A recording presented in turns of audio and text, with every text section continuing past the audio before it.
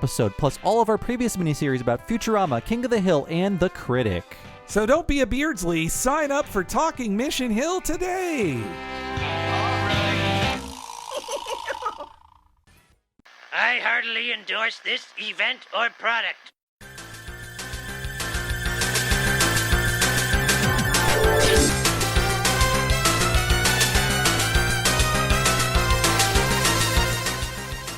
Ahoy, hoy, everybody, and welcome to Talking Simpsons, where all your prayers are flancered. I'm your host, head roadie for Satanica, Bob Mackey, and this is our chronological exploration of The Simpsons. Who is here with me today in the same room? Hey, it's Star Wipe Appreciator Henry Gilbert.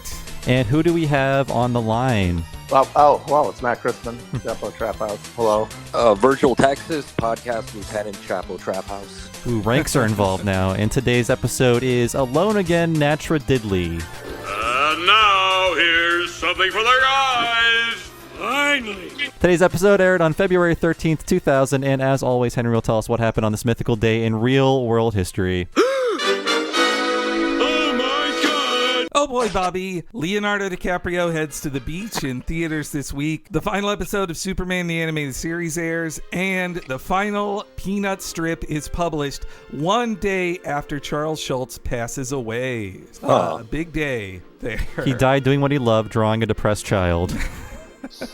I mean, he'd been saying he was going to retire for a while, and then once he finished, then the timing was eerie, actually. Charles Schultz's passing, yeah. It's like when one old person dies and their spouse dies like immediately after. Mm-hmm. But he had the common sense to let the strip die with him instead of being like, and now Jimmy Schultz will draw this for all eternity. I think like every comic strip in the paper now is like on their grandson drawing the strip, I guess. Mm-hmm. I don't know what you're complaining about. You guys clearly have not checked out Brian Herbert's Peanuts. It's fantastic.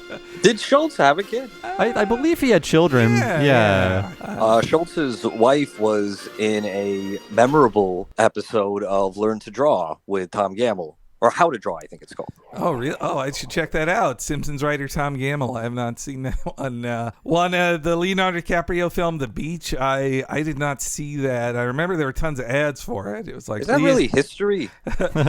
Look, sometimes boring movies come out. There's not. This was before 9/11. This was the end of history. No history was happening back then. We're happy. Right before we started having history again. Yeah, we're happy for the lack of history in the year 2000 at this point. But yeah, The Beach, famous, I think, for that weird first-person video game scene in it. It's kind of laughable. Oh, man, I don't remember that. Well, it's about a beach. Okay.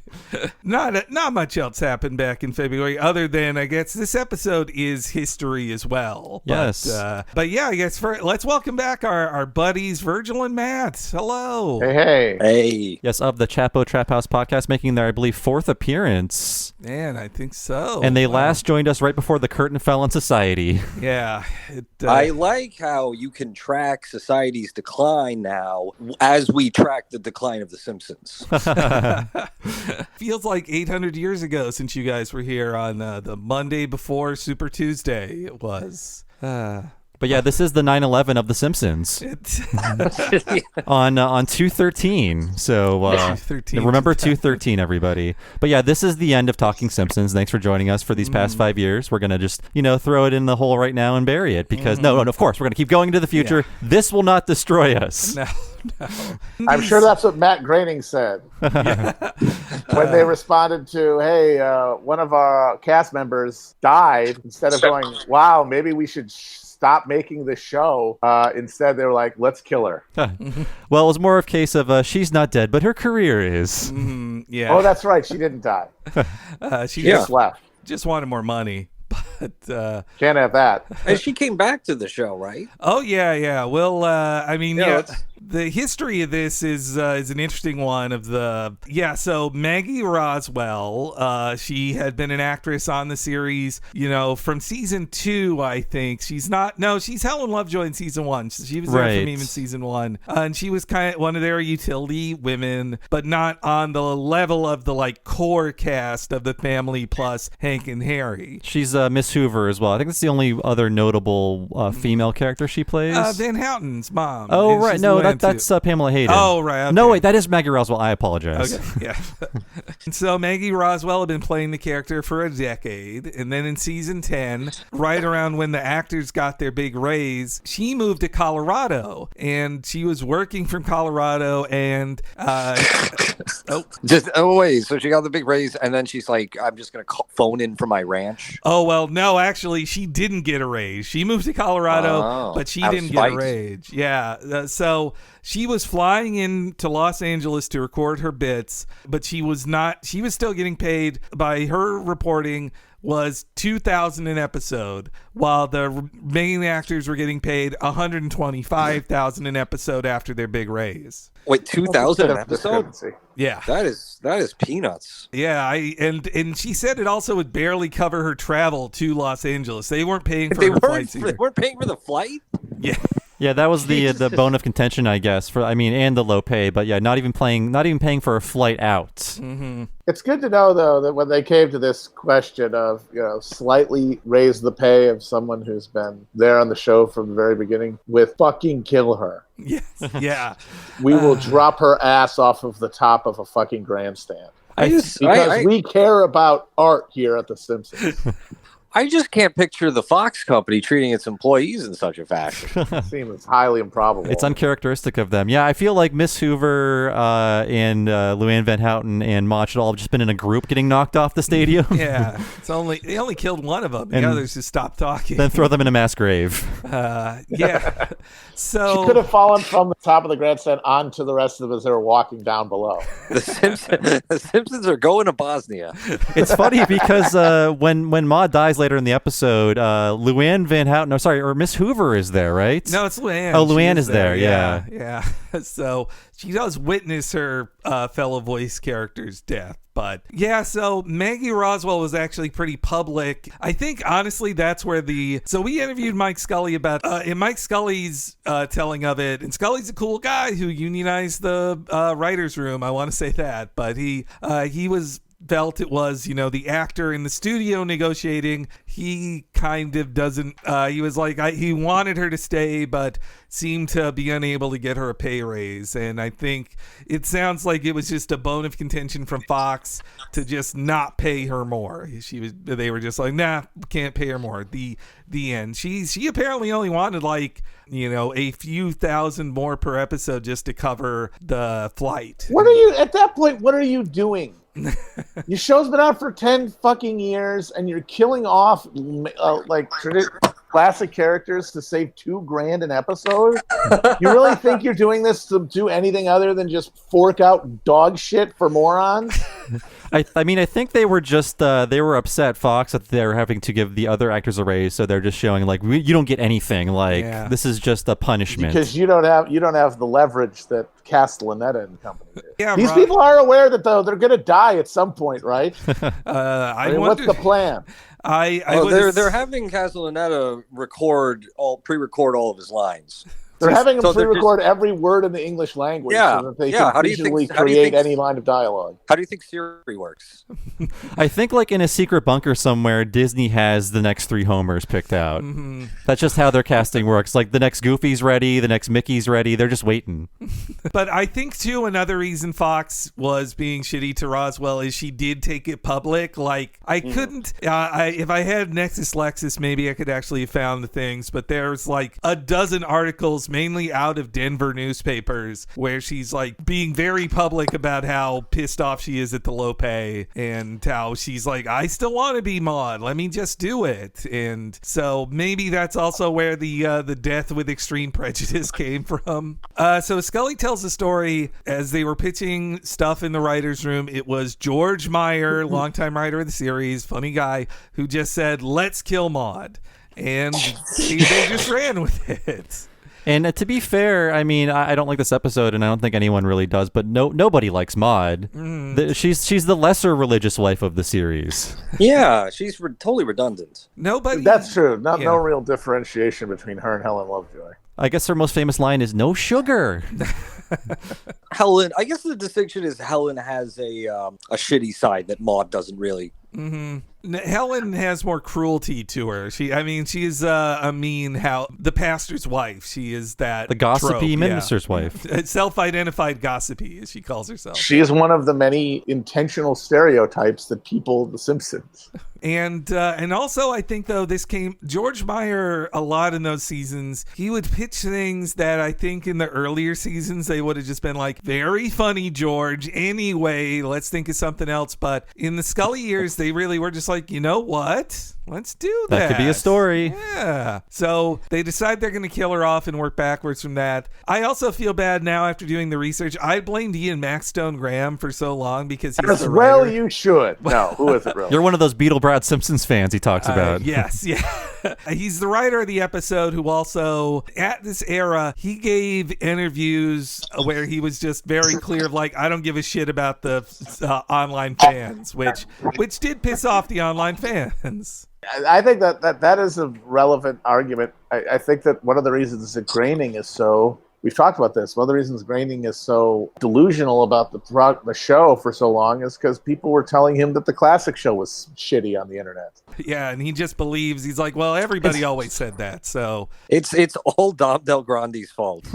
Yeah, the name Don Del Grande popped into my head, like giving Mr. Plow an F on All TV Simpsons in 1993.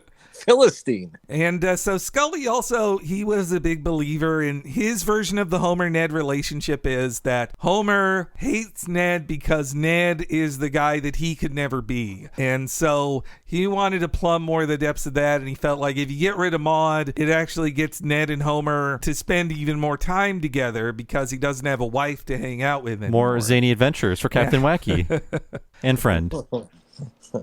And yeah, I think they all say they regret it now. Like I think they would unkill her. Ian Maxstone Graham definitely said he would bring her back if he could, but they kind of can't now. It's gone too far. I mean, they really, like I was talking about, how they really should have stopped and considered what they were doing when they decided to fucking kill a character over a small amount of money. Because a show like The Simpsons, there is this sort of fantasy suspended in time element. You know, nobody gets older, nothing changes. Having a main character die creates a BC-AD situation in a world that is functionally timeless. It does violence to the Simpsonian world.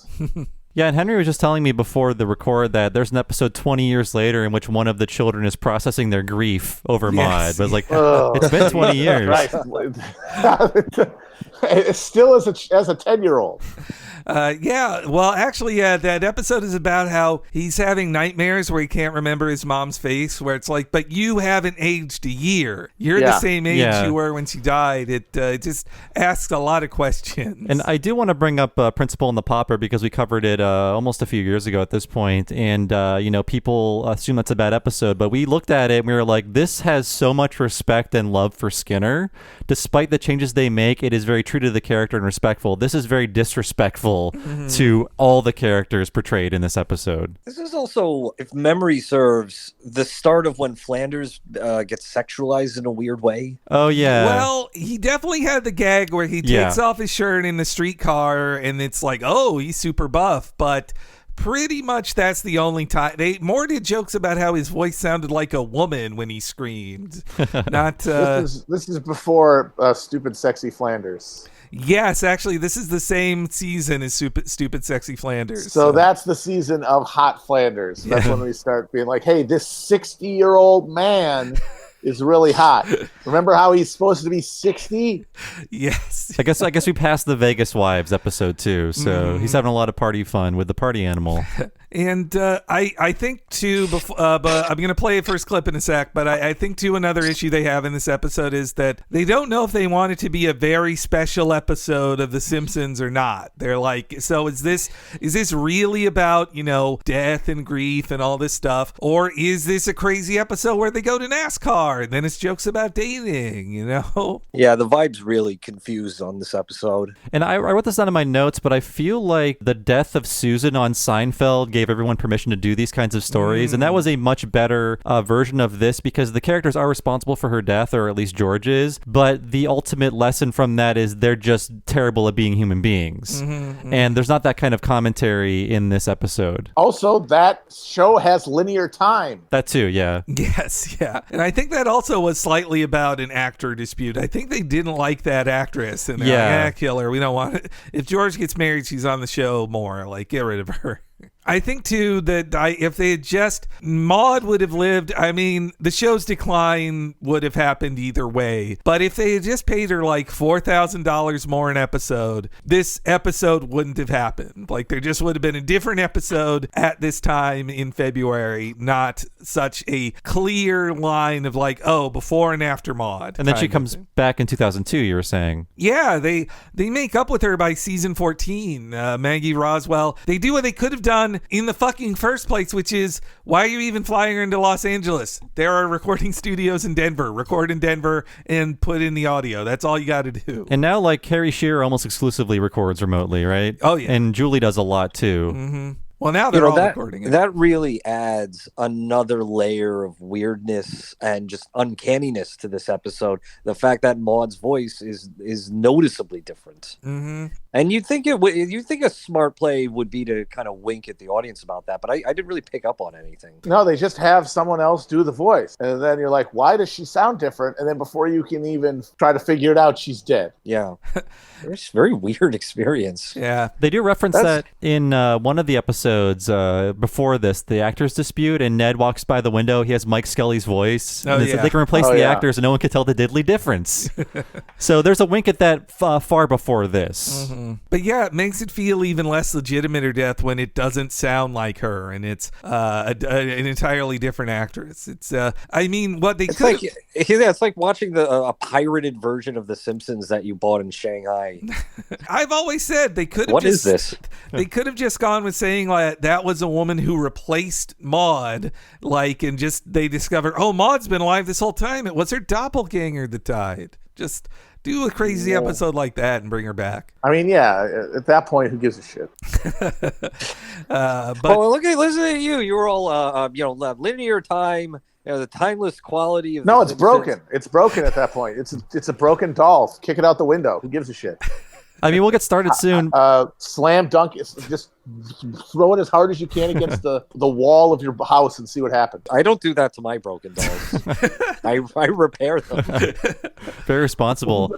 You can't repair it because the show might have this timeless thing, but in real life it has a real legacy. And after you kill Maude, it's too late. I mean, we say they can't change this history, but we see the grave of Dr. Marvin Monroe, and he comes back with a fun screw you joke where he says, I was very sick. Yes, that's true. But yeah, I guess also this episode, the title Alone Again Natural Diddly, a reference to the one-hit wonder Gilbert O'Sullivan song, Alone Again Naturally, which is just like one of the mopiest songs I've ever heard. I can't believe it was a hit in the 70s, but people were sad in the 70s, I guess. It was all the stagflation.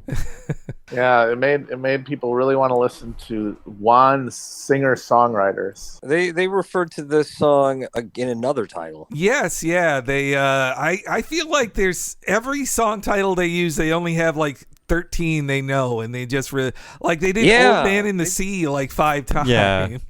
They've got to get Spotify Premium. You access a lot more music instead of the 13 dad songs that you all listen to in the writer's room over and over again. They would if Fox paid them more. There you go. But yeah, to mark this as the year 2000, we start with some NASCAR parodies, which I guess they were noticing, it's the NASCAR dad voters we're about to start be talking about in 2000. And according to the I comment... thought that was 2004. Yeah. Okay.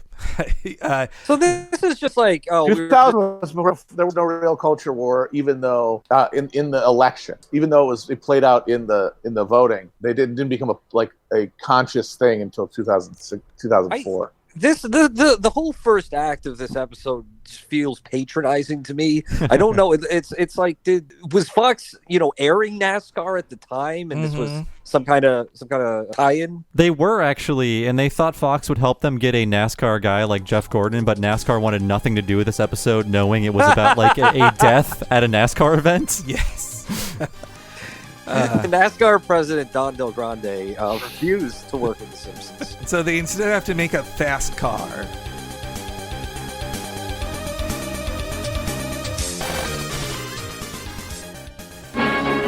The Simpsons will be right back. On the most shocking new Simpsons ever. Oh, my Lord. One of Springfield's most beloved will die. Who will it be? Don't beat yourself up. I'm the one who parked in the ambulance zone, preventing any possible resuscitation. But there's no point in playing the blame game.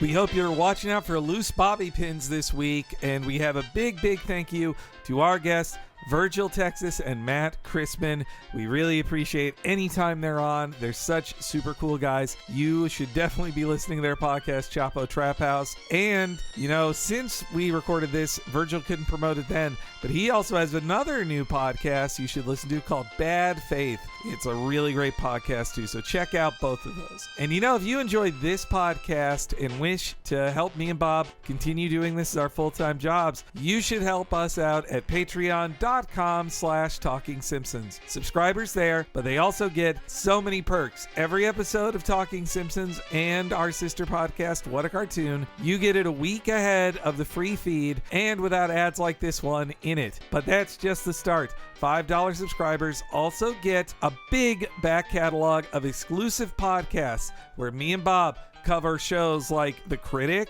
Mission Hill, King of the Hill, and Futurama in the same way we cover The Simpsons. If you signed up now, you get the entire back catalog and you'd be ready for the debuting in just a couple weeks, Talking Futurama Season 2 Part 2.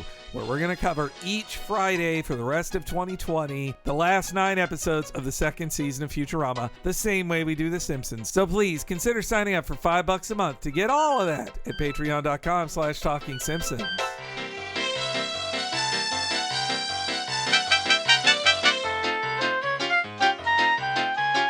But if you want your podcast prayers to be flancered, Ned Flancered that is, you should sign up at the $10 level at patreon.com/Talking Simpsons for the premium subscription. You get all the $5 stuff I just talked about, but you also get our monthly What a Cartoon movie, where me and Bob cover a feature film of the animated variety, the same way we do The Simpsons and other cartoons on What a Cartoon. If you sign up now, you'll get to hear October 2020's new movie discussion, where we talk about Scooby-Doo on Zombie Island for almost 4 whole hours. It's a whole bunch of fun, and you'll get the entire back catalog, over 100 hours of movie conversations about stuff as diverse as Space Jam, Return of Jafar, a Goofy movie, Akira, Kiki's Delivery Service, Lupin III, The Castle of Cagliostro, and so many more. Please consider going up to the $10 premium level to get everything that's super cool at patreon.com/Talking Simpsons.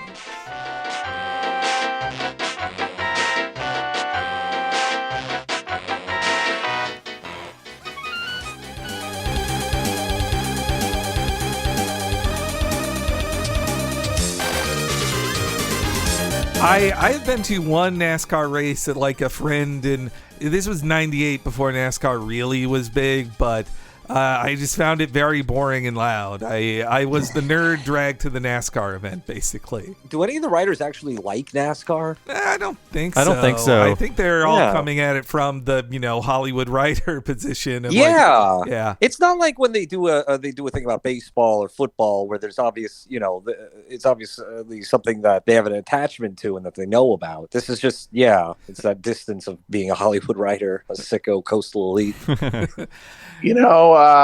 So this episode premiered in February of 2000, right? Mm-hmm. Yeah. Exactly a year later, like 1 year later, almost to the day, a few days later, Dale Earnhardt died at the Daytona 500 on the last lap. It's crazy. Yeah. For some reason, I remembered it as happening the same day, but I was all wrong in my memory. Maybe the rerun happened soon after. I was like, oh, this feels different now. These jokes about cars crashing. Everyone rooting for the that's another thing that NASCAR might not have been too happy with. Mm-hmm. validating the hurtful stereotype that NASCAR fans just want to see crashes. Don't they? I don't think the real fans do. There honestly aren't that many crashes, is the thing. If you wanted to see that, you would be an idiot because you got to watch for 3 hours and then maybe you see two cars like trade some paint. And then they have to go what's better, watching for 3 hours not anticipating a crash? If you appreciate the cars going on the track, if you appreciate the strategy and endurance that goes into strategy, drive real fast. That's the strategy. Hey, I'm not claiming to understand or like NASCAR. don't I'm just giving a benefit of the do. doubt to those who do, that there is some sort of athletic element to it that they appreciate. They're not just holding their breath for a crash that usually doesn't happen. The strategy. I've got a winning strategy for you. Don't hit the brake. Yeah. No, the strategy is driving while peeing in a bottle or your racing diaper. That racing diaper adds a lot of weight. Sometimes you gotta just piss in your pants. They have to change you at the pit stop.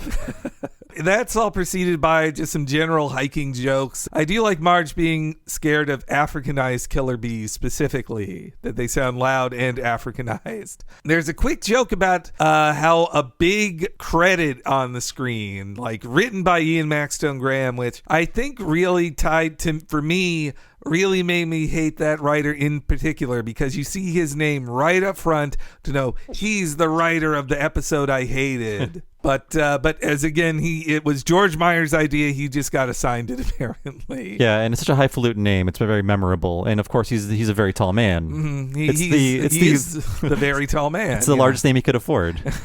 Though also he's like a fancy man who went to Brown, who wrote for the Saturday Night Live for years. Like he's a well-established dude. Yeah, but I remember his name just appearing more as the show was getting worse. So I think that's probably what he's most infamous for. Oh, for sure. Yeah, he was like an executive producer for a while, like kind of like almost a showrunner. Mm-hmm. No, I will never. As obnoxious as that guy seems, I will never blame him for the Simpsons' decline, just because I blame the second law of thermodynamics. It's got to slow down at some point. I mean, there's also a real standard Simpsons joke of like a chameleon, like evolution happens for a chameleon to be able to blend into an STP bottle, but he has to be killed instantly. Like no animal can be happy on The Simpsons. It has to be murdered if it succeeds in any way. And so another thing that like is distracting in this opening to me with the rest of the episode, when they know this is about Maude's death, they do all these jokes though about like near death, like The Simpsons, like, whoa, we were almost run over. Like, yeah, and it should be said that like this was not a surprise, Maude's death, because at this point everyone was online, and at this point you could look up all the episode titles ahead of time, so you knew this was the premise. You were just waiting for it to happen. Mm-hmm. Everyone online knew this was going to happen like weeks in advance. Well, and plus Maggie Roswell, I looked at the dates, like she was public that her character was dying before the episode aired, so people knew about it. And I tried to find it on YouTube. Nobody's uploaded, but I swear they had those commercials too of like, somebody dies on The Simpsons tonight. Those ones that make you think a major character is going to die, but it's actually Maude or Krusty's dad will pass away. Not Charlie. Has there ever been a teaser like that where they killed a main character instead of some ancillary character, or it's a joke thing? No, I mean, not on The Simpsons. I can't even remember other shows where... Yeah, I mean other shows or any show. I recall like an announcer saying, "Tonight someone will die," like the serious Fox announcer voice. But on like on a show like Grey's Anatomy or whatever, when a major character dies, you know the actor has been leaving the show for a while. Like you've heard for a long time on ER that Anthony what's-his-face is leaving, and so his last episode, you know his character is going to die. Or like Jimmy Smits is leaving the show on NYPD Blue, so you know he's going to die. They can't really, in those cases, they can't really tease it, you know? Yeah, but I mean, I also think, okay, we know the actor's leaving the show, so we're not going to market this in a lurid way. Mm-hmm. Yeah, it's more respectful, I guess, to this was more of like, well, let's try to squeeze a little ratings juice out of this. But, in some of those cases, too, with the big name actor in live action, maybe it's like, let's be as respectful as possible because we might need to work with them in the future. And yeah, so then they meet the fast car driver, which was obviously like, his scenes are so weird because he's clearly written to be a celebrity who didn't show up because they're like so nice and respectful to this character. They really wanted Jeff Gordon. Yes, yeah, who would appear in a 2012 episode. Mo's a big fan of Jeff Gordon, apparently. Jesus. I can just hear Mo saying, Jeff Gordon. I can't wait to meet him. Yeah, and so instead they just do a bunch of jokes about the family meeting a fast car driver, and I guess I kind of like the jokes about the roomy interior of a race car because obviously that's not reality. There's no space for anybody but the driver's seat. That's why you build race cars that way. We've all seen Death Proof. We know what the inside of race cars look like. I have not seen Death Proof, so don't spoil me by letting me know that race car information will be revealed in the film. I want those tidbits about race cars to be pure for me. Sorry, you see the inside of a race car in Death Proof. I'm sorry. It's I can't put the genie back in the bottle.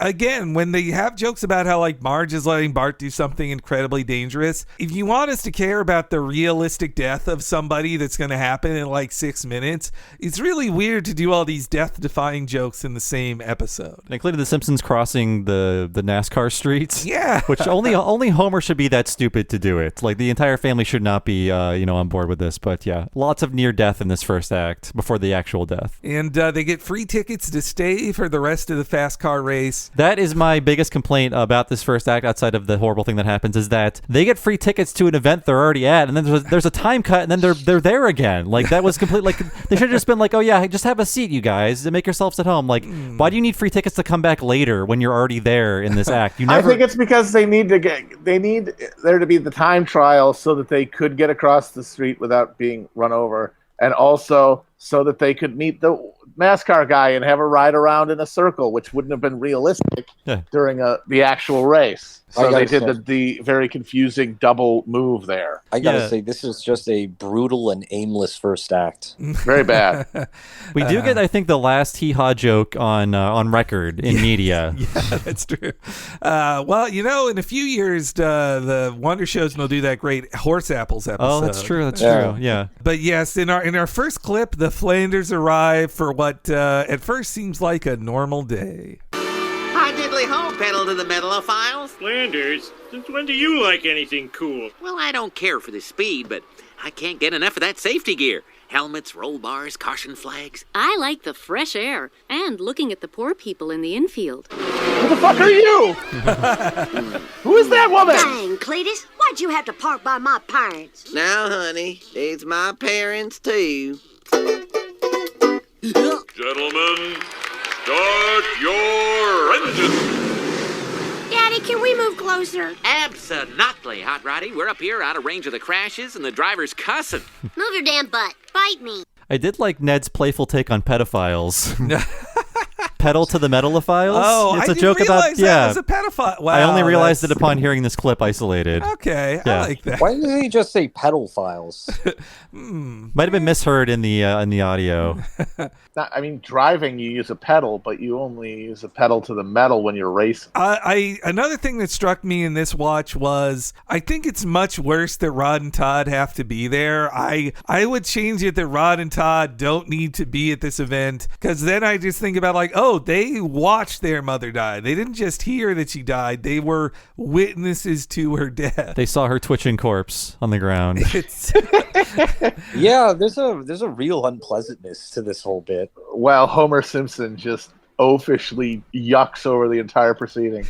And so this joke about Brandine being Cletus's sister, this is the farthest they've gone in the incest direction with that joke, though I did chart that. So season 17, they do a joke that says that Brandine is actually Cletus's mother. But then in season 27, they go back to a joke that they're brother and sister. He should have married Diabetes. God.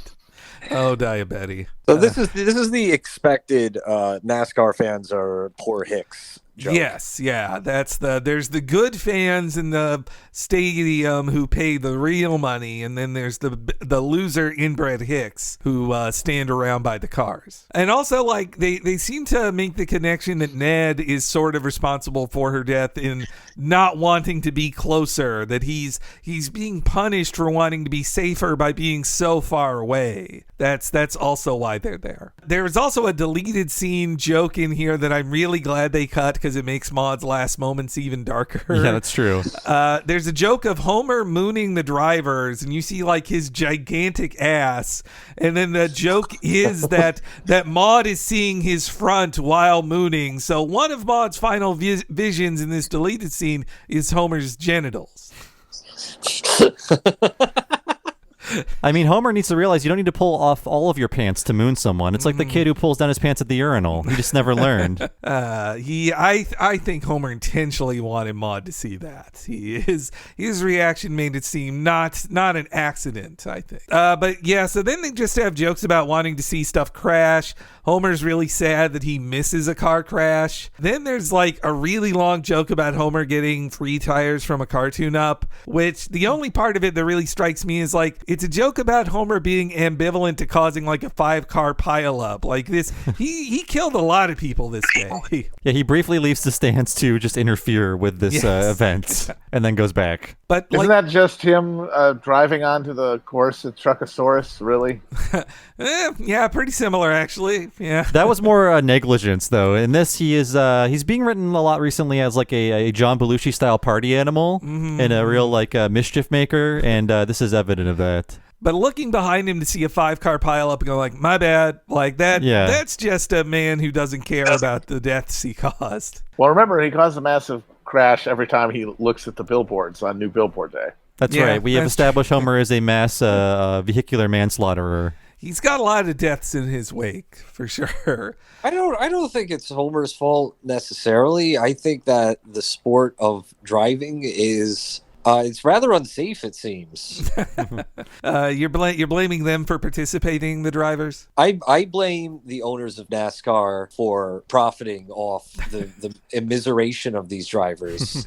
They're just getting mangled, maimed, and killed. Then comes the T-shirt cannons with... I wouldn't do it, is what I'm saying. I wouldn't do it, but I'd be good at it. You'd be great. Yeah, because I would just drive real fast. It seems pretty easy, doesn't it? And I wouldn't stop. I wouldn't do a pit stop to like take a leak and get like a burger or whatever. No, I would just keep going. Those fools who take all those pit stops. That's stupid. What do you need? Oh, you need air? No, you don't. Don't be stupid. Yeah, it seems like stopping the car is a real missed opportunity to keep driving. Yeah, just take your car to the AutoZone, Pep Boys or whatever, like right before the race, so you don't have to like stop there. Yeah, and I mean, some people say, actually, there's you run out of gas because of how long the race is. Bigger gas tank much? Anybody think of this? Just 10 times the size of the gas tank, you'll win every race. You need a speedometer with more numbers on it so you can go faster. Or you could get like an electric car and just have like a battery in there. I would assume NASCAR doesn't allow electric cars. I would guess. Why not? It's a car. That feels like a culture war point for them, I would assume. What? Is it not a car? They can't go fast enough is the thing. So then we get the T-shirt cannons. They show up. T-shirt guns felt pretty new at the time in 2000. I recall going to a hockey game in Jacksonville and being impressed with like, wow, they can shoot T-shirts at people now. That's so cool. Now the police have them. And also they come out with y'all ready for this. Like they paid for a couple of real songs for this. They had a lot more song money back then. I think they licensed every jock jam for this event. They really did. And there's a fun little gag of Marge realizing she gets up thinking she wants a T-shirt, then realizes, no, I don't want a T-shirt. And I also like Hibbert denying you his catchphrase, like that he won't laugh at it. He just refuses to. And then just like me in the last 20 seasons of The Simpsons. This is also a reference to how lowbrow NASCAR fans are. Like this is their culture is a Calvin urinating on something involving trucks. What is that promoting, though? I would feel like that'd get somebody in trouble with Chevrolet at the fast car company. That's too political for me. Isn't that the big argument between Ford and Chevy? They're just two brands I respect. I respect them equally. That's the red states and the blue states of NASCAR. Okay. I would say a Ford truck urinating on Saddam Hussein at this point would be everyone could get on board with that. I'm sure that existed in the post 9/11 era. Some kind of a Ford and a Chevy urinating on Saddam or Osama or something together. That was the unity we needed in those times. That's the NASCAR version of all the congressmen singing "God Bless America." Then there's if in a minute you're going to kill Maude, they have a joke where Lenny gets smashed by a tire and goes like, I'm okay, folks. Like, it's just a weird level to play in a scene that you're supposed to take a death seriously right after, But that scene actually got them in trouble with a Fox affiliate in North Carolina because the year before at a raceway event, not a NASCAR one, but at a racing event, a tire did fly off of a car and kill 3 people. Jesus Christ. Hachi-machi. So in the North Carolina area, the Fox affiliate didn't promote the episode, but I believe they still aired the episode. But there's a news story from a week before the episode aired of the Fox boss there going like, I don't know, it seems insensitive. See, that's why you get your car tuned up before you do the NASCAR race. You need to get all your fluids checked. That's it. Every wheel needs to be attached, not just one of them. I also like how disappointed the whole audience is to find out that Lenny isn't dead. When he says okay, they're like, no. But yes, we have come to the moment now. This is a clip. It's a minute long, but this is the death of Maude Flanders. I need a shirt. Give me a shirt. Mommy has bosoms like that. Yeah, I wish. Nettie, I've had about all I can take of Homer Simpson's torso. I'll get some hot dogs. Who are you? No footlongs. I know. They make you uncomfortable. Shut up! That's not you. I guess Shut up. no one else wants a t-shirt. That's a damn lie, and you know it. Give me a shirt. You heard him, girls. Hey, t-shirt, t-shirt, t-shirt. Fire! Ooh, a bobby pin. Oh! Maude? Oh, my Lord, she's dead. She sounds like Minnie Mouse when she screams. That's her. It's like someone just kidnapped olive oil or something. Yeah, I think that distracting sound she makes, it's I don't know, I feel like this could have been handled in so many different ways, and one of them would be to not see her get hit. I don't know.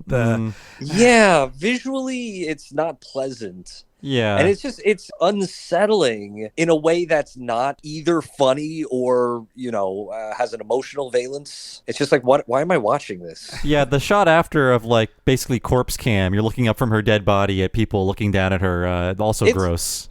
It's like watching a video of a centipede. I'm not sad, I'm not laughing.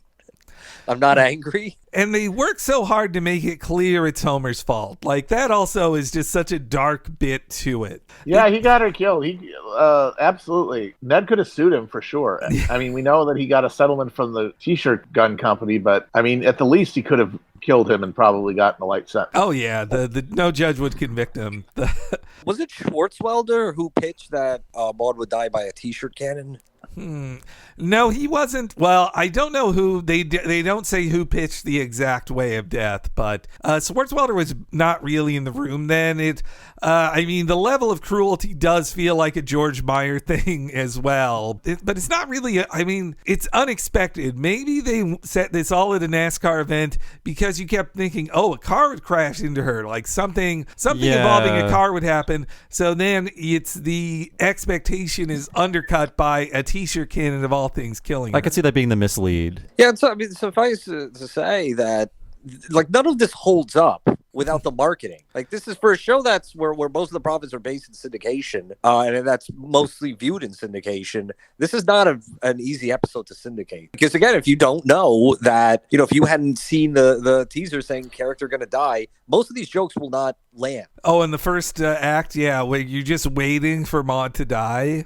Yeah, or you're waiting for, supposedly waiting for someone to die. Yeah, I recall watching this I had seen news stories that had said, well, she might be dying, but I didn't want to believe it. And I think like Scully or some representative of the show did an interview where they're like, well, you never know. You wouldn't spoil it. So I recall just watching it first time, seeing the clear walk towards her death and just feeling this kind of just, powerlessness of like, no, please don't do this. Utter dread. Turn around, guys. You don't have to. Well, you were a big Maude head.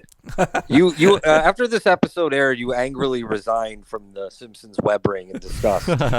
I tendered my resignation to Don Del Grande. If they don't respect Maude, they don't respect me. That's what I said. Well, and then Homer bending over for a bobby pin is also just a weird extra joke to give to that moment. And in the same frame, you see her body just falling backward. You also just see the top of Homer's ass crack. That it's just another just weird choice for the tableau. Though at least Rod and Todd are not visible in the shot when Maude gets hit. I feel like that would be even darker if you saw that. Yeah, also though, Jim Reardon on the commentary, the director, he says that whole shot is a screw up. Like the camera motion when she gets hit, it's supposed to pan with her to the right, but the camera actually moves away from her towards the other characters. Maybe it's better that you don't see more of the falling. Maybe it would have been worse. Yeah, it is distracting when you know it's there. I guess I'm just trying to think, what was the logic in the writer's room about this? Like, how did they think this would be perceived? Because, I mean, it's dark, but not twisted. I don't know. I mean, we were talking a lot about this season. It's like they are now writing these episodes in a world with both Family Guy and South Park, and they're feeling the pressure like we need to get darker and meaner at this point in time. So we feel like that is informing a lot of the choices in these seasons, just the culture of comedy at the time. Yeah, that makes a lot of sense thinking about it, because of course, it can't be a different show. So it's just like still has the elements of the old Simpsons, but with like an artificial edginess tacked onto it that just kind of makes a mess. I think they definitely didn't I think they had a sense of being like, we're not hip anymore, and they want to be hip again. But also like in our interviews with Scully too, he definitely had the sense of like, he didn't expect to stay on for 4 seasons. He kept thinking every season would be the last and they wouldn't get renewed. So I think too, they're just going like, look, the show's almost over, guys. Let's just take some wild swings. And also I do think it partially was just them going like, kill off a character. Like we're having trouble getting the actor back. Nobody cares about Maude anyway. So let's just do it. We're going to be done in a year anyway. I mean, this also feels like we're just clocked out of the show, or we're just checked out. Like we've got senioritis, so we're just screwing around, which is kind of disrespectful to your craft, isn't it? I mean, and also, hadn't they been operating on this logic since the Oakley Weinstein seasons? Well, in their seasons, I think I think Bill and Josh were more respectful of the fans, though they still had a little. I mean, the Poochie episode ends with them basically saying, this show's probably over soon anyway. Like, they had that spirit, but I think they were more playful, but not as like tired of fan interaction though. Yeah, and absolutely. But they thought the show was ending. They thought like the Oakley Weinstein season might have been the last ones. Oh, for sure. But acting like this for like several years, being like, the show's about to end. The show's about to end. Let's just make it worse.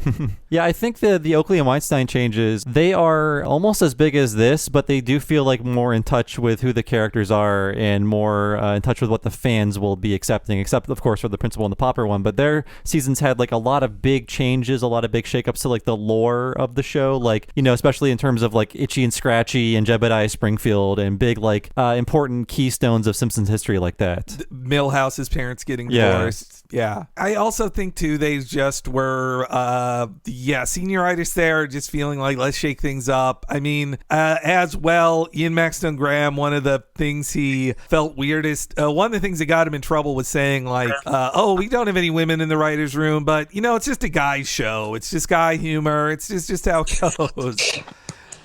Killing women, just guy things. Yeah, but yeah, all this could have been saved by a modest raise. But yeah, so they go to commercial break.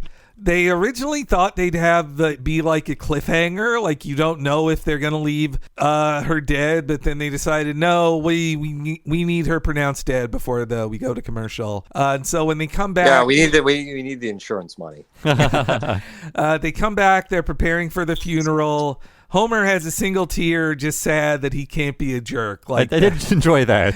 I think that's the writers going like, oh, we can't write mean Homer scenes for this whole act, which they barely even hold off on that for like the next 5 minutes. But then we get to the funeral sequence, which there's a lot of stuff. I mean, this whole thing is Lovejoy being the writers of the show, addressing the reality of the show, kind of. Yeah, the most clever stuff comes out of these scenes, I think, where they're just addressing like the changes, and there's a meta commentary about like if the viewers will accept this or not. In many ways, Maude Flanders was a supporting player in our lives.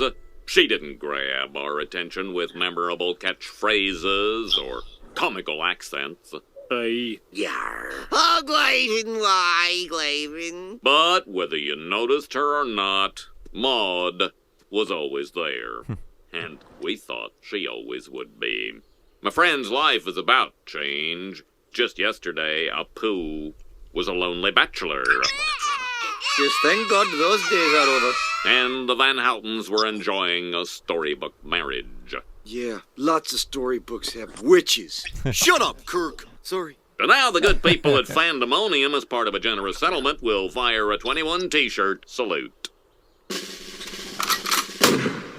And they do fire 21 t-shirts. It is an accurate joke, numerically. The best kind of joke. Yeah. But you've talked about before, Bob, giving Apu those kids, like, destroyed the character. That joke there is exactly why. It's like, well, what do you do when you cut to Apu for a joke now? Well, it's about how he's an unhappy father. Yeah, he's the very tired, beaten down father. That's it. And also on the way to the funeral, they pan over all of the graves of characters who died on screen before this. I like that the B. Simmons one has to say parenthetically Grandpa's girlfriend, and in the decaying headstone of Frank Grimes. That's a good little gag, including the grimy in there. Good old grimy. And I also do like the storybooks have witches joke. That's not a bad.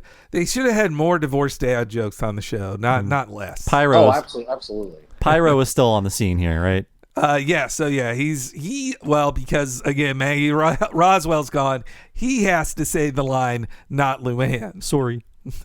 And also, it just feels weird that they want to play this as a very special episode scene, but then they're like, and then the women who killed his wife show up in black bikinis to shoot t-shirt candy. The let her R.I.P. rip t-shirts. Yes, yeah. It's just these tonal shifts. Like, what do you? I think it makes it just a messier episode because of that. I mean, what they're trying to do, like, it is just sort of a less thought out, less committed version of the Frank Grimes episode, where you are injecting real human stakes to tease out the comic absurdity and grotesqueness of Springfield and Homer and everything. But instead of it being, with Frank Grimes, part of an artistic decision, it's literally a bottom line decision. So you're joking about crudeness and capitalism destroying everything and defiling all human values, but then that's also why that episode exists in the first place. That's true, yeah. This one, instead, they want you to actually feel for Ned. You're like, no, isn't it sad how Ned feels here? Like, isn't this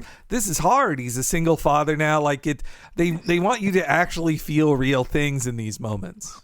They want you to, but it's all totally unearned. Like, we're just going to have a shot of Ned looking sad, and I'm supposed to feel all those emotions about it instead of, illustrating it in some way. Especially when they just kind of like dump her corpse in the like just off screen like that. I mean, we'll get to it. There's too many ideas in this episode, and I really wish this would have been a more respectful treatment of Ned and him dealing with his grief. It wouldn't have been like the fun Captain Wacky dating adventure he goes on later, but I think they should have just stuck with that, had the confidence confidence to be like, let's talk about Ned and what he's doing and going through. Yeah, the tone is completely off. And the only thing I buy is like the kids are sad. Okay, I can relate to that. And, they are children, so I don't need like a greater complexity of emotion from them. But Ned is an adult and an interesting adult. There's also very little about his religiousness in this episode, which is very strange.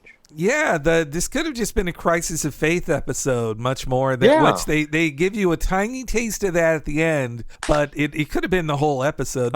They already did that with Hurricane Nettie, so maybe they're like, that's a repeat there too. Yeah, it's also there's a little Leftorium episode in that too. So we've already seen Ned down, but I mean the Leftorium bit, as stupid and zany as his store was, like I bought that more. Well, that was, that's a season. Well, they aired in season 3, but it's really even a season 2 episode, and it's just that one is a more human time where you could imagine a character could go bankrupt in season 2 of The Simpsons. Not so much now. Yeah. The stakes are bigger, right? And also though, you actually can track Ned's devolution in that episode. As he's progressively, has a yard sale and then is living out of his car. It's basically a Seth MacFarlane pace. Oh, yeah. Well, I mean, this aired next to a Family Guy episode, so just how it was. It cuts to the Ned, the wake being at the Simpsons house. There's a joke about Apu offering stuff to Ned, which that joke's not too funny, but it's funny that just Mo shoves into that conversation. And that's, I think they should have just veered more towards darkness instead of trying to get any emotion out of this. Like the jokes of Mo wanting to be beaten to death by Ned so he can see Maude in heaven. Like, I don't know. That's, I think, totally more what they should have just leaned in towards, I think. Yeah, this is just splitting the difference since it doesn't work. And Mo's design is weird here too, but I think it's because they just pulled out the dressed up look they designed for him when he tries to date Maude in the Secrets of a Successful Marriage episode. Oh, right, yeah. So he just has this weird hair part on the side. It's distracting. It's formal Mo. Yes, formal Mo. I have that action figure. But it is also a moment where you're like, well, wait, am I supposed to take this realistically? Because Ned getting in a fist fight at the wake for his wife, that feels much darker than instead. Then comes the scene of Bart being told to hang out with Rod and Todd, which I will say personally in 2000 actually did hit me differently because I did go through a situation like that where a family member passed away and I'm in my teens, my cousins are in their teens, and we're kind of awkwardly like not talking about things and playing a video game while we do it. And so that there's at least a personal, so that happened in 99. And so I'm watching it in 2000. This scene had more of an effect on me than I think emotionally than any other scene in the episode. Well, I'm sure you had a better video game. We played WrestleMania 2000. There you go. We were not playing. There's no God there. Yeah. Yeah. I mean, this was genuine and relatable. Children will displace their emotions and play video games. Like that makes that all of that scans and feels human and real to me. Unlike all the stuff with Ned. And it's well observed that like when you go over to a friend's place as a kid, they play different video games and you're like, you have weird video games. Like just that reaction is good. It's a surprisingly good observation from these adult writers. But yes, Bart plays some games with Rod and Todd in this next clip. Honey, I think you should go play with Rod and Todd. Oh, man, why does everything bad have to happen to me? When I'm feeling low, you know what always cheers me up? Is it love? Kindness? Ooh, tough room. Video games. What do you got? Billy Graham's Bible Blaster? Keep firing! Convert the heathens! Got him! No, you just winged him and made him a Unitarian. Look out, Bert! The gentle Baha'i! All right, full conversion. Thanks, guys. This really cheered me up. Reload! Can we play now? You are playing. We're a team. Yay! Like, Bart's selfishness is funnier than Homer's selfishness in this episode. Mm-hmm. It actually works. Well, because it's not literally homicidal. Yeah, it's also a child too who has a lot to learn about empathy. One I like too. It's a great scam as a kid when you're like, no, we're all playing the game together. We're a team. You could be Tails. Yeah. Not enough jokes about Unitarians or the Baha'i faith on television these days. Somebody talked to Rainn Wilson. Was he Baha'i? He's Baha'i. He's Baha'i, That's the one thing I know about him. He wrote a book about it. Oh, wow. I missed out on all that. He's I would prefer that to Office Jim working for the CIA. He also owns a bunch of exotic animals. That makes sense. These things are all fitting together. Yeah, he's an animal weirdo. I wondered if this joke about Billy Graham's Bible Blaster was like intentionally a reference to like Super Noah's Ark 3D.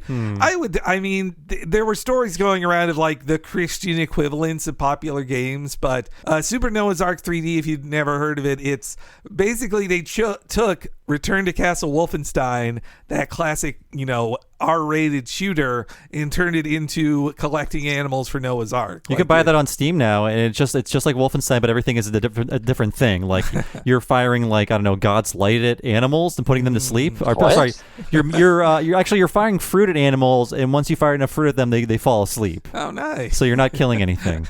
Okay. Wait, does it take place on the Ark? I think so. I think it's a pretty big arc. quite a few levels in that arc. I mean, it would have to be big. Oh, and so then we cut to Homer trying to comfort Ned, and this is like, I do like that they at least, the best joke about Homer and Ned relationship is them talking about him stealing his sprinkler, because it at least does play into their history together of Homer borrowing his stuff and never returning it. I think it at least works on that level of continuity. And then Homer tucks him into bed and gives him a kiss on the forehead, which I'm like, that is again into very special episode territory for me in this. Like more of the tonal issues they have. Yeah, and then the next scene, I would have appreciated if they did keep it a little more emotional instead of just underlining, no, Homer is a murderer. Yes. Maude might have even been saved if he did not block the ambulance spot. That moment, they kind of just rub it in your face, like, "Yo, Homer killed her." If you had questions, here's Homer telling you he killed her. That I think was a bridge too far there too. And though I did like that Homer has a bucket of war rocks ready at the ready with a big one for Ned. I like that. That's a good gag. Mm-hmm. Like, this is this first season, I think, where like you can just count on one hand the number of good jokes in each episode. Like, you'd watch something like an episode from season 5 or something. And it's just every joke is landing, and it's like it's also complexly layered and difficult to disentangle. And this is just like you could review it and just say, okay, I kind of chuckled at that, and I kind of chuckled at that, and that's about it. But yeah, here's Homer coming up with his idea of how to help Ned. Just keep replaying the whole thing in my head. I can't believe my last words to Maude were no footlongs. Yep, it would have been a lot better if you'd said I love you or you're special. Something sweet instead of that hot dog crack. If I'd only been a gentleman and got the hot dogs myself, she'd still be here. Now, don't beat yourself up. I'm the one who drove her out of her seat. I'm the one who provoked the lethal barrage of T-shirts. I'm the one who parked in the ambulance zone, preventing any possible resuscitation. Yeah, but there's no point in playing the blame game. You're right. I just gotta work through the grief. There's not gonna be an easy answer. Easy answer, eh? Oh, yeah, that's it, baby. That's the money shot. You had the camera loved you. Oh, you tease you. Why are you taping Flanders, Dad? You'll see. Do you even have a job anymore? I think it's pretty obvious that I don't. I do like that line. Yeah, he doesn't need to be at the power plant ever, really. But this is when the jokes about how they don't give a shit about anything, at least it's funny. It made me laugh in its brutalness of the writers going like, we don't care that Homer's not at his job. Yeah, we don't give a shit that, we don't care about the original premise of the show anymore. At least I think Homer, it is at least funny to me how much Homer doesn't care. But it's them shitting on their own, like, why do you care? Are you stupid like Bart who cares? you shouldn't care. And then it also leads to so Homer stalks him. They wanted to do jokes about Ned getting back into the dating pool, even though it is way too soon. And there's about 6 minutes left to tell this part of the story. So instead, they just decide Homer has to push him into it. Homer's bad, so he can be the one to do it. But I do like this run about bad editing practices. This little clip here. Okay, I finished the gardening sequence. Okay, from here we star wipe to a glamour shot of Flanders paying his bills. Then we star wipe to Flanders brushing his... Dad, there are other wipes besides star wipes. Why eat hamburger when you can have steak? I'm taking my name off this thing. That's great. I do. Whenever I see a star wipe, when they're always used comedically now because of this joke, I think of this episode. And Homer was not ready for Windows Movie Maker. He'd have a field day. Who is using star wipes non-comedically other than George Lucas? I think your local production companies, if you ship them your old 60mm home movies, they just have to use all the wipes. Oh. You gotta shake them up. I thought you meant, in professional cinema. Oh, no. When I see a star wipe, they're all jokes now, not like they used to be. Like those classy star wipes in Schindler's List. Feels pretty rare to see wipes of any kind in editing and stuff now, yeah. I think. I would use wipes. They're fun. before your anime music video starts. Oh man. You throw in a classy wipe. I'd rather have the twinkling ones instead of just a full star. You need to fade a little bit. Or honestly, when I've made videos for our live shows, I like the tiles that flip over. That's my favorite kind of wipe. But though Lisa, they just kind of assume Lisa could edit a video. Why not? She's a smart kid. And I like the gags of Homer just being like a bad film director who's just insisting on bad choices an editor has to go with. And the literal star wipe to the next scene got a laugh out of me. Yeah. But there is a time. Well, I mean, there's a time cut because we do find out it's months later. So yeah, it's not happening immediately, but it's still happening in the same episode. It happens immediately for the viewer, yeah. But that you need a lot of it. It is helpful that Ned has to say out loud, well, it's been a couple months. It feels less brutal then. It could almost feel, if he didn't say that, it'd feel like, oh, this is the same week as she was buried. But yes, Homer has produced a video for Ned. There's a scene in this that I really hate. But here's the clip from Homer's video of Ned. Ned does everything with class, whether he's punching in his ATM code or keeping clean in the shower. Homer! But don't take my word for it. Listen to this testimonial. Oh, I would date Ned in a second if I was a woman or gay. He looks like a cuddler, that Ned. I like that. I like to be held. I like to be pampered. So if you're tired of dating the same old losers, what are you doing, Homer? Step up to the best. Ned Flanders, the man with the chest. Ew. Now we'll just send this to the dating service. The chicks will fall for you, and bam! The healing begins. Yeah, Homer, you obviously went to a lot of trouble, but dating, it just feels way too soon. Oh, that's great. Chicks really dig sensitivity. Did you get that, Bart? Got it. Beautiful. And star wipe, and we're out. Yeah, I guess seeing Ned's massive glistening dong in this episode. Yeah. Another tonal inconsistency for this story they're trying to tell. Dr. Manhattan over here. Oh my God. It's frankly too big.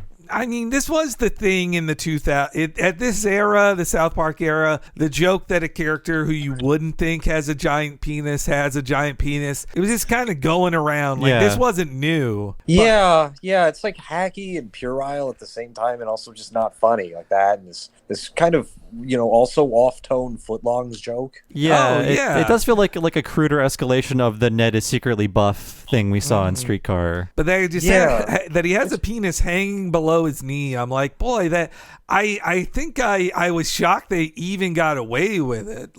I was impressed that they got that by a censor, but it did not make me laugh. It's censored. That's a checkmate.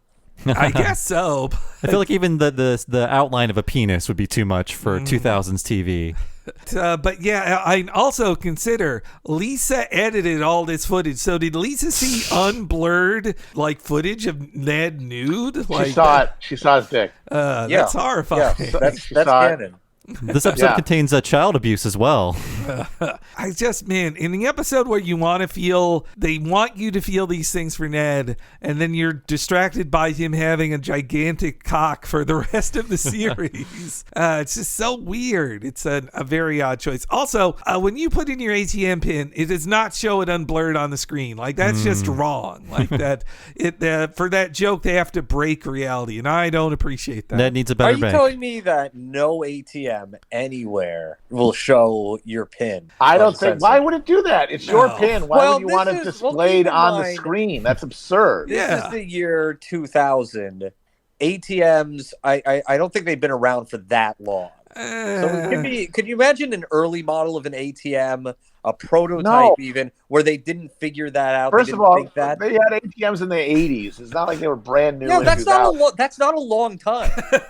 It's long enough for people to know you don't put the goddamn number on the screen because there's somebody standing behind you. So you're telling me every ATM ever made, ever made. Okay, well then I invite the listeners of this program to prove that wrong. I don't care if they do. I won't care. I care. I want to know who in our audience shows your pin, uncensored. Take a video of yourself using that ATM. Send us your PIN number and also the last 3 digits on your credit card. I want to know who in our audience is an ATM geek. You probably got a few ATM heads. Sure. In the audience. I think a community of people who are fans of ATMs. I think, like, writing-wise, the joke wouldn't read as well if you just saw Ned's, like, finger pushing the buttons in animation, so I think that is the cheat there. I know, but it's like... We're down a weird rabbit hole now. I just think it's a mistake. I mean, and it's 5316, which is, like, the number 5 for J for John 3:16. Oh, That's the reference Interesting. to. Also, discontinuity. We saw in Maggie Makes 3 that Homer did not film Maggie's birth. So this footage of Marge giving birth to Maggie, that didn't exist There before. was a videographer just off screen, out of the frame. Sure. Okay. Well, look, the best defense I have for that is Maggie Makes 3 was a story being told by Homer. So if there's an inconsistency with reality, then let's say Homer forgot to tell that part of the story. Just like when he fought the ninjas or the terrorists. Yeah. Or his head exploded. Then they do a quick Scrabble joke of Ned thinking about it. I don't like that Ned put horny on his Scrabble board. Ned would not use that word. Like, no way. Yeah, that's a little much. I will say, what are you doing, Homer, is the best joke in this episode, in my opinion. Oh, yeah, that is good. When Carl's like, "What are you doing, Homer?" Yeah, he's just filming them. Just a shot of the 3 of them looking like just a total schmucks. Yeah, I do enjoy the Carl and Lenny exchange in the church later. That was the biggest laugh for me in this episode. They're getting some good Lenny and Carl stuff out of the show at this time. And so they then added on a joke of Homer somehow being inside of a mailbox as he greets Ned mailing away his stuff. And then we get some video dating jokes, which also, like, in 2000 felt dated, I gotta say. I mean, I'm sure people were still using video dating in 2000, but it just feels like such a 1988 joke. True. You know? Well, I have to assume that Mad TV was still doing their lowered expectations sketches, though. Oh, right. Oh, yeah. Yeah. So how does video dating work? I believe it is you film a 2-camera testimonial about how cool you are, and then a interested party will see that video and be like, okay, I would like to date that person. But how do they see the video? Do they get an armful of cassettes?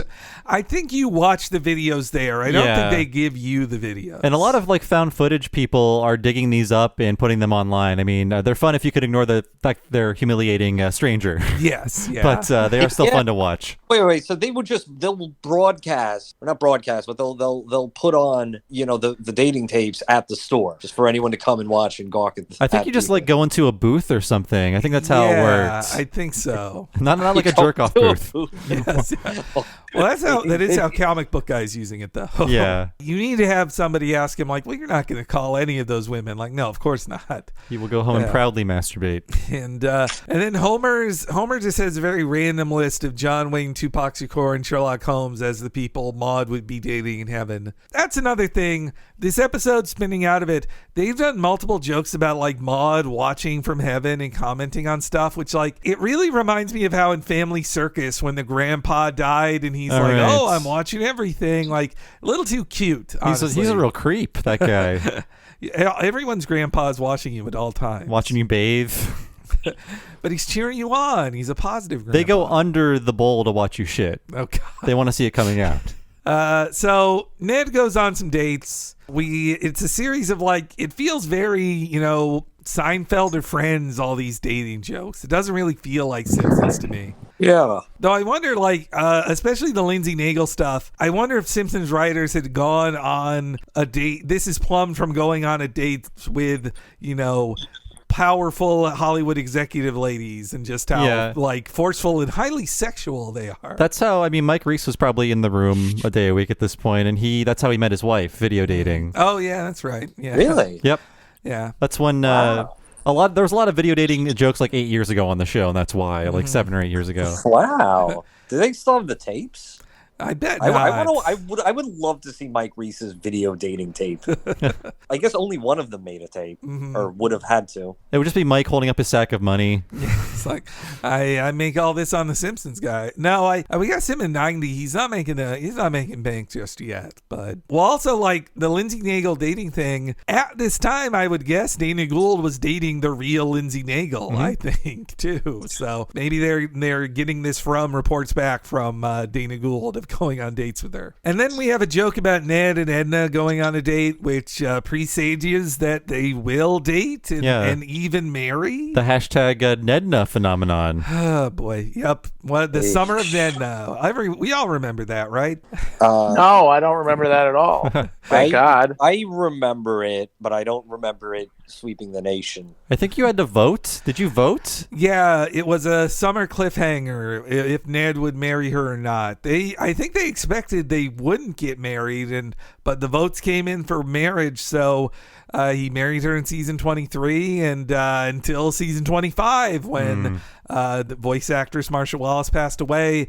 They just decided, you know what, Edna's dead in the world too. So Ned has had to marry 2 wives in the series. Honestly, I could see the novelty of doing a poll like that, but also it's just at this point, I'm as apathetic about voting for that as I am for voting for any other office. Yeah. If you were going to vote which Simpsons character will get pushed through a fine mesh screen on camera, I would not care. No. Vote now to see if Bumblebee guy and the sea captain will get married. I like that. Pairing. You want that poll? I'm up for it. Do you want a comic book guy to be diagnosed with Hodgkin's or non-Hodgkin's lymphoma?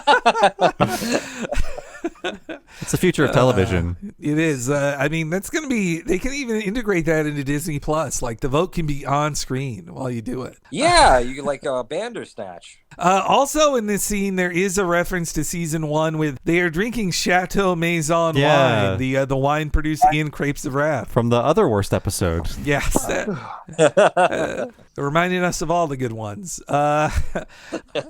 Yeah, this scene, the one after that when he's dating the third woman who is obsessed with commitment, that 100% just feels like a date Chandler Bing would have gone on. Yeah, it just doesn't feel right for Simpsons at all. No, because it's a show about a family. It's not a show about single people. Though I do like him running away in the swan boat, then cuts to him with the swan boat parked in the Simpsons driveway. That's a fun gag. That's a nice little visual gag. But those are jokes that would fit in well with The Critic. Oh yeah, yeah. Which is the pitched as adult, urban Simpsons. Mm-hmm. Well, yeah, Jay went on dates all the time. So this wouldn't even be the worst date he'd been on in that show. No way. I think he was kidnapped and turned into a sex slave in one episode. the miserable episode. Yep. Yeah. But yeah, I do also like the joke of Marge celebrating Ned's boringness when he says, "I'm as boring as a baked potato," and Marge's like, "You're darn right you are." She thinks they're neat. You're right. It goes back to her positivity towards potatoes. They are neat. They got all your nutrients. They're pretty great. You can do anything with them. They'll grow if you keep them under your sink and forget about them. Mm-hmm. They went from non-known on Europe to being a crucial keystone to the entire European diet in like 120 years. On this podcast, French fries. We That's salute the potato. We are pro potato here. Then Homer randomly brings up that they got those Las Vegas wives, which I kind of like that gag. That it's just Homer just forgets that he was keeping it a secret from Marge. And those Las Vegas wives will return in an episode. And no, of course they will. Will both of them die or one of them dies? So I looked into this. Season 13, Amber and Ginger. It's a murder-suicide. In season 13, Amber and Ginger both return and come to Springfield and say, we are still married to you, and they move in. Ginger is married to Ned, and Ned actually wants her to stay. I saw this one. Right. Ned actually wants her to stay and chases her away with his Christian lifestyle.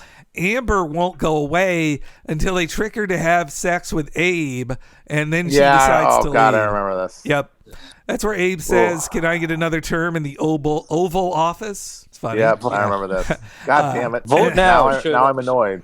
Should Homer and Ned's Vegas wives be president and vice president in the Simpsons world? And then in season 28, they bring back only Amber, and they start an episode with them going to Amber's funeral because she stood up on a roller coaster and got decapitated. So was that Ned's wife or Homer's wife? Homer's wife. Okay, so Ned's Vegas wife lived. And she's not even at the funeral, though. She's not at her. She and Amber must have had a falling out off screen. The wives return more often than you would think in the show. But then we come to Ned losing faith, which really could have been the whole episode, I think. Yeah, even though they did it before, it'd be a fun re-exploration of it for a different reason.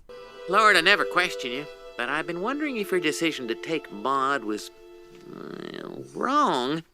Unless this is part of your divine plan. Could you just give me some kind of sign? Anything. And after all that church chocolate I bought, which, by the way, was gritty and had that white stuff on it. Well, I've had it.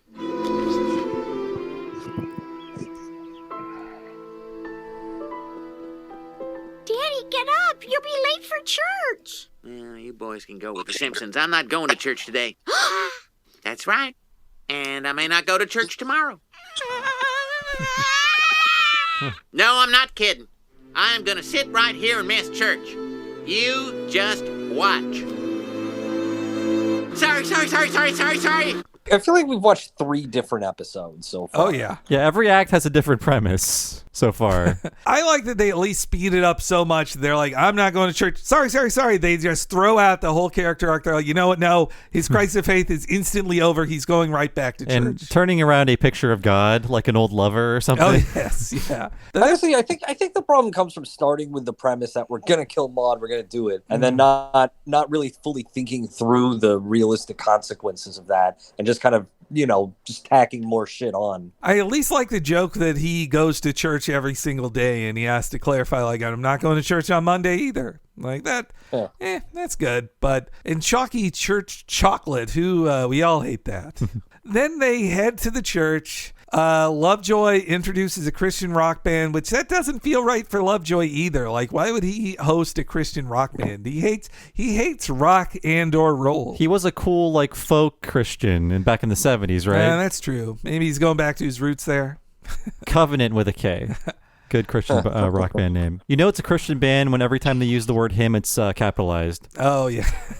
And also, there's a gag of Marge recognizing the bassist from Satanica. That's not bad. But I do like Ned's reaction to it saying dropouts must have overpowered the Reverend. That's a funny gag. And then we get the guest star of the episode, Sean Colvin of Sonny Came Home fame. Yeah, I didn't know what this song was. I'm like, what is this? Because it was Song of the Year in 97, and the second it started playing, I'm like, oh, I know every lyric. She came home to her favorite chair. Am I right? She loves that chair. Days gone by. It all came back to me. I don't think I've ever heard that song. If you look up at YouTube, if you had a radio on between 1997 and 2000, you have heard it, I don't know, 83 times at least. I swear it'll click. I'll pull it up and play it if you want to hear it right now. Is it worth hearing? We're going to find out. Will we squander precious seconds by listening to the song? Yeah. Okay. See, I knew you knew this song. Yeah, okay. I didn't know what it was called. Yeah, when I saw who she was and what she's saying, I'm like, what is this? And then the second it came on, I'm like, I could just write down every lyric of this because I was being driven around by my mom in 1997.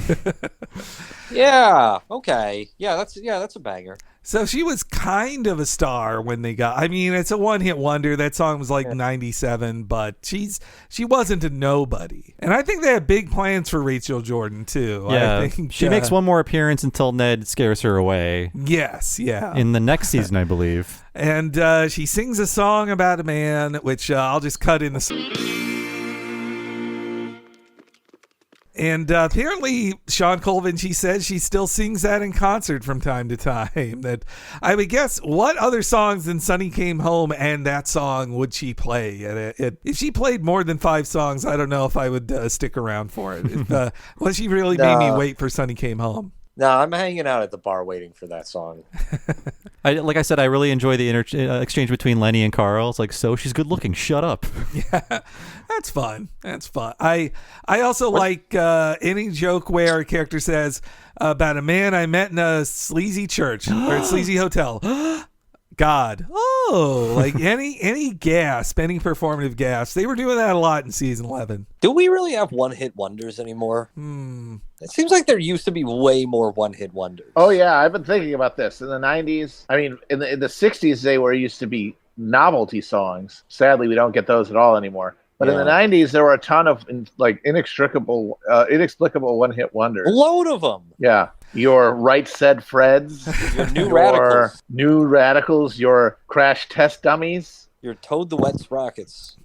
Oh, you actually hear Too Sexy in this episode. It's playing under Homer's video for Ned.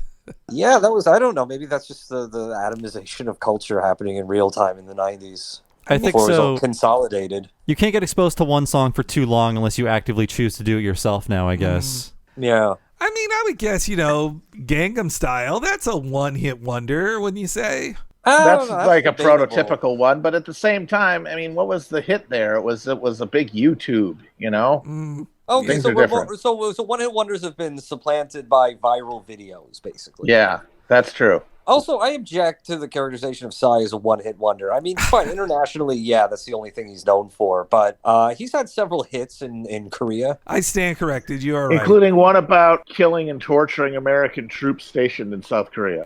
Whoa. Yeah, that was that's a real fact. He had like an anti-imperialist song. I guess I believe one of the lines was "Kill the fucking Yankees." Damn. I thought like the song that he's popular for in America is like social commentary too. Yeah. And yeah, that whole song is like, it's another one they don't know how they're going to play it because it's just played as an earnest Christian song. Like I think other than the line "drinking like a Dartmouth boy," I don't think there's a joke in the lyrics there. The jokes are mainly from the crowd. A few things we get in the crowd. Yeah. Like Jasper playing the spoons. The pan over to show Homer sleeping too. I'm like, I've seen this joke like 8 times in the show by now. It's really, it's not a new gag for Homer either. But there's at least a good animation on the camera turn from like in front of her to behind her as it faces Ned. But this is the moment where it feels like a very special episode, especially Rod's reaction of like, I knew you would. Like, that's just that's a TGIF moment, That's just played straight. It's not, they don't make a joke. Nothing about cuts that. through the treacle at the end here.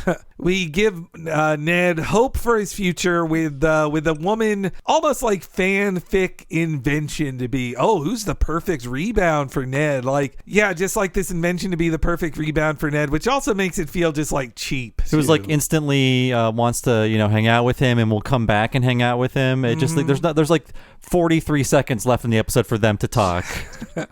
But yes, I have the quick clip here. That was a lovely song. It really got to me. Been through some rough times yourself? I recently lost my wife. I'm real sorry to hear that. We just lost our drummer to a Pentecostal ska band. I mean, I know it's not the same, but... No, I hear what you're saying. It's always hard to replace someone. Yeah. My name's Rachel Jordan. If you feel like talking, maybe we could grab a coffee? Well, that sounds real nice, Rachel, but I'm not quite... I understand. Listen, we're heading out on tour with the Monsters of Christian Rock. Maybe when we get back, you and I could get together. Well, maybe we can. My name's Ned Flanders, and I'm here every week. Rain or shine.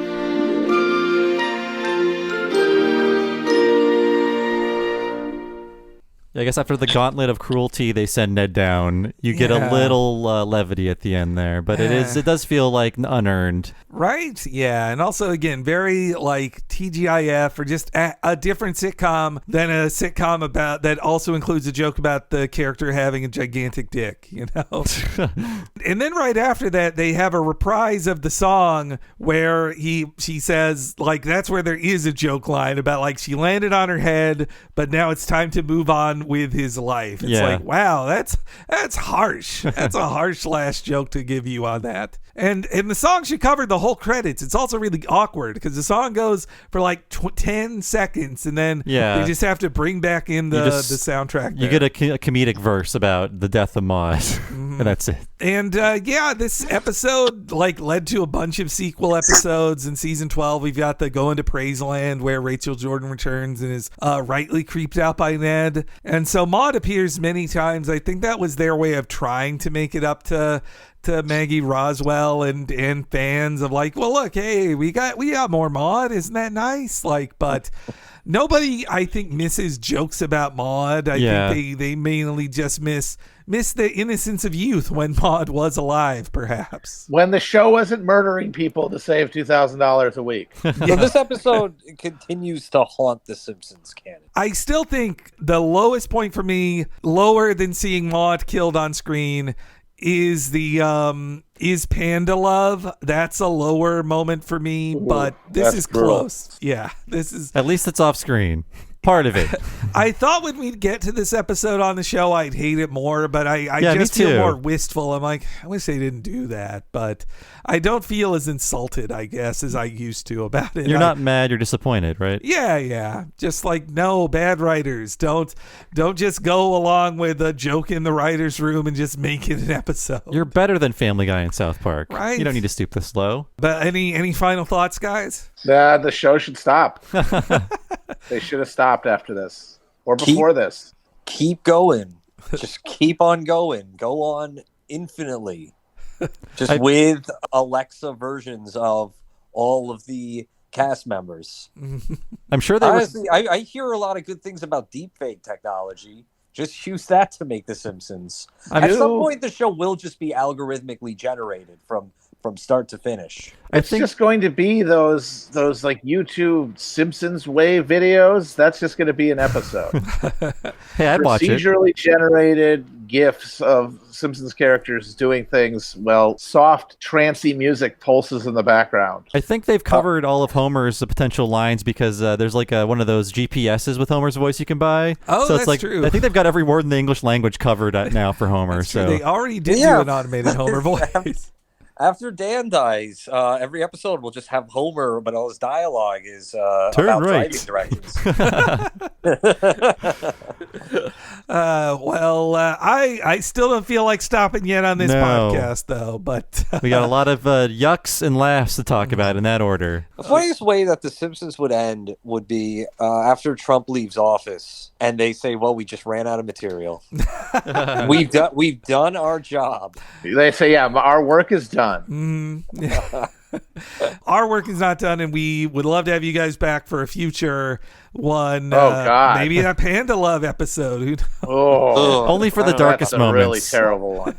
But Matt and Virgil, thanks so much for being on the show. Please talk about your amazing podcast, Chapo Trap House, and where to find it. Online. It's online. It's called Chapo Trap House. Available online. Ask Siri, and she'll find it for you pretty quickly. So I can't go to the library and check this out, is what you're saying? No, okay. Sadly. But you could check out there. No, we're a library. That's right. Oh the my book God. is, yes. Yes, your book. But not the audio copy. These are New York Times bestsellers we're talking That's to right. Don't you forget it. I apologize profusely. And also, Matt, lately you two have been doing some really great streams on the Chapo Trap House Twitch channel as well, which I definitely tell folks to check out. Yeah, I'm having a good time with that.